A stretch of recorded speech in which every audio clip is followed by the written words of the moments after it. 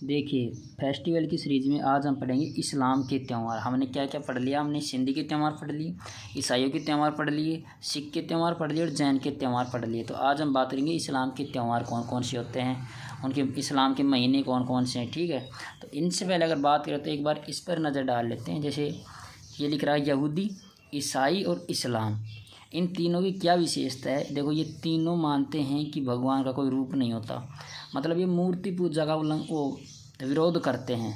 ठीक है, इनका मानना है कि भगवान का कोई रूप नहीं होता, ये मूर्ति पूजा नहीं करते तथा भगवान खुद नहीं आता। इनके अनुसार कि भगवान खुद नहीं आता, वो अपना दूत भेजता है। तो तीनों क्या मानते हैं, यहूदी, ईसाई, इस्लाम, कि भगवान का कोई रूप नहीं होता, मूर्ति पूजा नहीं करते और ये मानते हैं कि भगवान खुद नहीं आता, वो अपना दूत भेजता है। ठीक है, अब बात कर लेते हैं इनके दूत ही। यहूदियों का दूत होता है मोजेस, जिसे मूसा बोलते हैं। ईसाइयों का होता है जीसस, ईसा मसीह। इस्लाम का पैगंबर साहब, तो प्रथम कौन थे? मोहम्मद साहब थे। ठीक है, यहूदी की पवित्र पुस्तक होती है ओल्ड टेस्टामेंट, ईसाइयों की पवित्र पुस्तक होती है बाइबिल और इस्लाम की क्या है? कुरान है पुस्तक। यहूदियों का पवित्र वार है शनिवार, ईसाइयों का रविवार और इस्लाम का शुक्रवार। तो ये बात ध्यान रखनी है कि इस्लाम में भी क्या, ये मूर्ति पूजा नहीं करते हैं, ये मानते हैं कि भगवान खुद नहीं आता तो अपना दूत भेजता है। ठीक है, तो इस्लाम की ये बात याद रख लेना। अब बात कर लेते हैं इस्लाम के त्योहारों के बारे में। तो मैंने बताया था पैगंबर मोहम्मद साहब 570 ईस्वी में, ये धार्मिक और राजनीतिक दोनों तरफ से थे। ठीक है, लेकिन इनके बाद जो भी गद्दी पर बैठा वो खलीफा कहलाया। ठीक है, इसके बाद जो खलीफा था, जो इस मोहम्मद साहब के बाद जो भी बैठा था ना, वो खलीफा था। इसके बाद विवाद होना शुरू हुआ, क्यों? खलीफा जैसे आया ना, जैसे ही बैठना शुरू किया उसके बाद विवाद आया। क्या विवाद ये था कि जो योग्य हो वो बैठेंगे, तथा दूसरी ओर कौन सा विवाद था? दूसरी ओर कहते हैं कि ब्लड रिलेशन वाले बैठेंगे। तो मतलब ये था कि जो खलीफा जब बैठा था, इसके बाद विवाद शुरू हुआ कि या तो योग्यता के आधार पर बैठेंगे, दूसरे वाले कह रहे हैं नहीं, हम योग्यता के आधार पर नहीं, हमारे बाप दादे पहले राज करते थे तो हम भी, ये ब्लड रिलेशन वाले थे। तो खलीफा के बाद खलीफा दो भागों में टूटा, एक तो योग्य वाले कि भाई पद पर योग्य वाले बैठेंगे और दूसरा है ब्लड वाले बैठेंगे। तो योग्य में कौन कौन थे? अबू बकर, उमर और उस्मान, ये योग्यता को मानते थे। और ब्लड रिलेशन में अली बैठा था। ठीक है, योग्य में अबू बकर, उमर और उस्मान थे। अब बात कर लेते हैं इनकी। शिया सुन्नी क्या कौन होते हैं? जो योग्य थे वो सुन्नी कहलाए, तथा जो ब्लड रिलेशन वाले थे वो शिया कहलाए। तो कई बार हमें सुनते हैं ना इस्लाम में कि शिया सुन्नी के बीच लड़ाई हो रही है, विवाद हो रहा है। तो सुन्नी कौन है? जो योग्य व्यक्ति थे वो सुन्नी कहलाए बाद में, और जो ब्लड रिलेशन वाले थे वो शिया कहलाए। और खलीफाओं के पास जो साम्राज्य हुआ करता था उसे खिलाफत बोलते थे। खलीफा, अभी मैंने पढ़ा था ना, पैगंबर मोहम्मद साहब के बाद जो भी गद्दी पर बैठता वो खलीफा, इन खलीफाओं का जो साम्राज्य था उसे खिलाफत बोलते थे। ठीक है, तो ये हमने पढ़ लिया अच्छे से। अब बात कर लेते हैं पैगंबर मोहम्मद साहब की। ये इनका जो दूत है, इस्लाम मानते हैं क्योंकि इनके भगवान ने दूत भेजा है पैगंबर मोहम्मद साहब को। उनके बारे में पढ़ लेते हैं। इनका जन्म दिख रहा होगा आपको अच्छे से कि इनका जन्म 1570 ईस्वी में मक्का में हुआ। 622 ईस्वी में मक्का से प्रस्थान का मतलब हिजरत, प्रस्थान कर मदीना चले गए। और मदीना कहाँ है? सऊदी अरब में है। ठीक है, और 632 ईस्वी में मदीना में उनकी मृत्यु हो गई। ओके, मक्का में जन्म हुआ और मृत्यु कहाँ हुई? मदीना में। ठीक है, अब बात कर लेते हैं कि अभी हमने हिजरत पढ़ा था, हिजरत के कारण इनका कैलेंडर क्या कहलाता है? हिजरी कैलेंडर, जो चंद्र पर आधारित होता है। आपको पता है ईसाइयों का कैलेंडर भी होता था, वो सूर्य पर आधारित था। अपने जो चैत्र वैशाख जेठ हैं वो चंद्र पर आधारित होते हैं। ठीक है, तो इनका कैलेंडर हिजरी कैलेंडर था। हिंदुओं का विक्रमी संवत कैलेंडर होता है।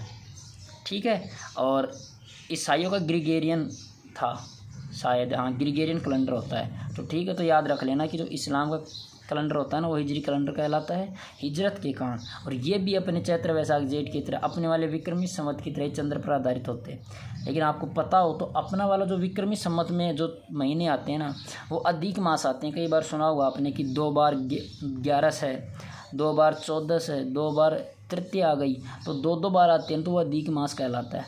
लेकिन इस्लाम में चंद्र पर तो आधारित है, लेकिन इस्लाम में अधिक मास नहीं आता। ठीक है, ये याद रख लेना। अब बात करते हैं वही हिजरी कैलेंडर के महीने।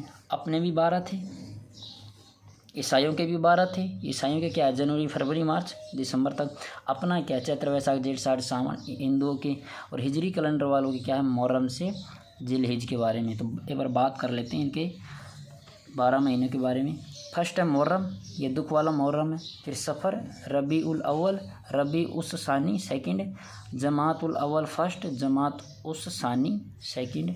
फिर है रज्जब, फिर शाबान, फिर रमज़ान, सवाल, जिलकात और जिलहिज। ये 12 महीने हैं इनके। अब एक एक महीने की बात कर लेते हैं कि इस महीने में कौन सा इनका फेस्टिवल आता है। ठीक है, अब बात कर लेते हैं इनके बारे में। ये पहला फेस्टिवल है मुहर्रम।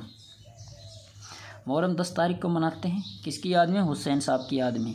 क्या, करबला के युद्ध में शहीद हो गए थे। करबला कहाँ पड़ता है, इराक में।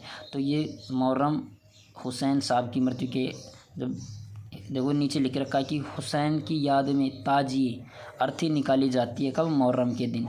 और हुसैन पैगंबर मोहम्मद साहब के क्या थे, नवासे यानी दोहिते थे। ठीक है, तो मुहर्रम ये याद रखना, मुहर्रम उनके दोहिते, पैगंबर मोहम्मद साहब के दोहिते की याद में मनाया जाता है, ना कि पैगंबर मोहम्मद साहब की याद में। ठीक है, अब देखो 10 तारीख को तो क्या होते हैं कि उनके ताजिए अर्थी निकाली जाती है, पैगंबर मोहम्मद साहब के नवासे थे। 27 तारीख को क्या होता है, गलियाकोट डूंगरपुर में, अपने डूंगरपुर में सैयद फ़खरुद्दीन का उर्स लगता है। उर्स मतलब मेला लगता है। 27 तारीख को गलियाकोट में क्या लगता है, सैयद फ़खरुद्दीन का उर्स लगता है। और ये सैयद फ़खरुद्दीन क्या थे, ये दाऊदी बोरा संप्रदाय के थे। गलियाकोट में दाऊदी बोरा संप्रदाय के थे ये। कौन, सैयद फ़खरुद्दीन का उर्स कब लगता है, पूछेगा तो आपको याद रखना चाहिए 27 तारीख को, गलियाकोट में डूंगरपुर में है ये। ठीक है, अब बात कर लेते हैं दूसरा महीना सफ़र। 20 तारीख को चेलम, हुसैन की मृत्यु के 40 दिन बाद ही मनाया जाता है। तीसरा महीना होता है रबी उल अव्वल, ये होता है कि 12 तारीख को ईद मिलादुल नबी, पैगंबर मोहम्मद साहब का जन्म हुआ था। और 12 वफ़ात, इनका निर्वाण या मृत्यु दिवस मनाया जाता है। ठीक है, कि 570 को इनका जन्म हुआ था, इसलिए जन्म पर क्या मनाया जाता है, ईद मिलादुल नबी, रबी उल अव्वल। और 12 वफ़ात क्या होता है, मृत्यु या निर्वाण दिवस होता है इनका। अब चौथा महीना देख लेते हैं इनमें, रबी उस सानी, इस महीने में कोई त्यौहार नहीं आता। 5वां महीना है जमात उल अव्वल, कोई त्यौहार नहीं आता। फिर आता है जमात उस सानी, 6वां महीना है इनका। इसमें क्या होता है, 8 तारीख को ख्वाजा मोइनुद्दीन चिश्ती का जन्म फारस ईरान के संजरी गांव में हुआ। तो जमात उस सानी किसकी याद में मनाया जाता है, ख्वाजा मोइनुद्दीन चिश्ती, इस दिन इनका जन्म हुआ था। कहाँ पर, संजरी गांव फारस में। पृथ्वीराज चौहान के समय के काल में ये आए थे। और अजमेर में इनका मुख्य केंद्र था। अजमेर क्या था, इनका मुख्य केंद्र था। अब आते हैं रज्जब जी सातव, रज्जब जी नहीं, रज्जब इनका महीने का नाम है, रज्जब जी तो अपने वाले हैं। ठीक है, ये 7वां महीना इनका रज्जब कहलाता है। 1 से 6 तारीख तक तो ख्वाजा मोइनुद्दीन चिश्ती का उर्स लगता है, उर्स यानी मेला लगता है। तथा उर्स की शुरुआत गोरी परिवार भीलवाड़ा से होती है। गोरी परिवार करता है इस उर्स की शुरुआत, और ये अजमेर में ही होता है। ठीक है, तो ख्वाजा मोइनुद्दीन चिश्ती की दरगाह पूछ लेना कहाँ है, तो अजमेर में। ओके, उनका उर्स अजमेर में लगता है। 6 तारीख को कुल की रस्म, 9 तारीख को बड़े कुल की रस्म होती है। ठीक है, 6 तारीख को कुल की रस्म, 9 तारीख को बड़े कुल की रस्म होती है। और 27 तारीख को सब ए मेराज, पैगंबर मोहम्मद साहब की अल्लाह से मुलाकात हुई थी। तो ये मानते हैं कि पैगंबर मोहम्मद साहब क्या अल्लाह से मिलकर आए थे। कब, 27 तारीख को, जिसे बोलते हैं सब ए मेराज। सब का मतलब होता है रात्रि, मेराज का मतलब होता है ऊपर की ओर जाना। ठीक है, अब आता है इनका 8वां महीना शाबान कहलाता है। ये 14 तारीख को, इसे बोलते हैं सब ए बारात। सब का मतलब रात्रि, बारात का मतलब होता है माफ़ी। ये इस दिन मुस्लिम समुदाय बुरे कर्मों के लिए माफ़ी मांगते हैं। जिस प्रकार मैंने कल आपको बताया था कि जैन समुदाय है ना, वो माफ़ी मांगता है। कब, देखो मैं दिखाई देता हूँ आपको। मैंने ये बताया था कि इनका बहुत अच्छा कंसेप्ट भी है जैनों का। हाँ देखो ये रहा, दिगंबर बोलते हैं पड़वा ठोक, इस दिन ये क्षमा याचना पर्व करते हैं। और श्वेतांबर संवत्सरी पर्व मनाते हैं, इस दिन भी क्षमा याचना पर्व होता है। ठीक इसी प्रकार इस्लाम में भी क्षमा याचना पर्व होता है। कब होता है क्षमा याचना पर्व? तो ये होता है साबान, 8वां महीना इनका साबान है, उस दिन 14 तारीख को। अब आते हैं 9वां रमज़ान। ये तो सभी को पता है, सुना होगा कि रमज़ान में इनके क्या चलते हैं, रोज़े चलते हैं। तो सबसे पवित्र महीना है, इस मंथ में ये रोज़े रखे जाते हैं। 27 तारीख को सब एक कद्र, उस रात्रि को जिब्राइल ने पैगंबर मोहम्मद साहब को कुरान सुनाया था, ठीक है, और जिसे कुरान शरीफ भी कहते हैं, ठीक है। तो 27 तारीख को कुरान, रमज़ान 9वां महीने में सबसे पवित्र महीना होता है। 27 तारीख को सब एक केंद्र ये मानते हैं कि उस दिन क्या है, जिब्राइल ने पैगंबर मोहम्मद साहब को कुरान सुनाया था, ठीक है। अब बात कर लेते हैं अपने 10वां महीना, इसे बोलते हैं शव्वाल। 1 तारीख को ईद उल फित्र बोलते हैं, मीठी ईद, सिवैयों की ईद या भाईचारे का त्यौहार होता है।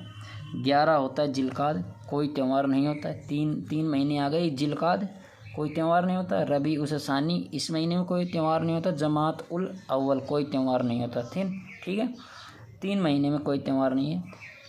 अब आता है 12वां महीना इनका जिलहिज। इस दिन हज यात्रा, और हज यात्रा कहाँ, मदीना की तरफ, ठीक है। मक्का मदीना सऊदी अरब में है, तो हज यात्रा निकलती है, एक तो मक्का की तरफ, एक मदीना की तरफ। 10 तारीख को ईद उल अजहा, बकरा ईद होती है, और कुर्बानियों का मतलब कुर्बानी का त्यौहार होता है 10 तारीख इनका, ठीक है। तो ये 12 मास में त्यौहार है। पूछ लेगा कि ईद उल अजहा कब होता है, ये बकरा ईद कब होती है, 10 तारीख को जिलहिज महीना, 12 महीने इनका, और 1 तारीख को ईद उल फितर, ठीक है। तो ये मास थे, ये मास में इनके फेस्टिवल पढ़ा दिया मैंने अच्छे से। और ईसाइयों की तो हमने पढ़ ही लिया था, ईसाइयों के तो 2-3 था। क्रिसमस था एक ईस्टर था, एक गुड फ्राइडे था, देख लो, एक ईस्टर है, गुड फ्राइडे है, ठीक है। तो ये मैंने अच्छे से वीडियो में समझा रखा है, ये मेरे नोट्स हैं, घबराने की कोई ज़रूरत नहीं है। मैं भी राजस्थान की तैयारी कर रहा हूँ, तो उस आधार पर ये बनाए हैं नोट्स हैं। और चाहो तो आप नोट्स खुद भी बना सकते हो, ये देख कर भी, ठीक है। क्योंकि अगर राइटिंग नहीं समझ में आए तो मैंने बोल कर बता दिया, आप तब भी लिख सकते हो। तो चलते हैं, आज की वीडियो इतनी काफ़ी है। कल मिलते हैं एक नए वीडियो के साथ, जिसमें हम अपने हिंदुओं के त्यौहार चैत्र वैशाख जेठ साठ सावन की बात करेंगे। एक महीना लेंगे, चैत्र महीना लेंगे, उसके कंप्लीट कृष्ण पक्ष और शुक्ल पक्ष, इन दोनों के बारे में बात करेंगे, अच्छे से उनके फेस्टिवल के बारे में बात करेंगे। तो आज के लिए इतना ही। वीडियो अच्छा लगे तो वीडियो क्या करना है, लाइक करना है, और चैनल को सब्सक्राइब कर लेना है, ठीक है। जय हिंद।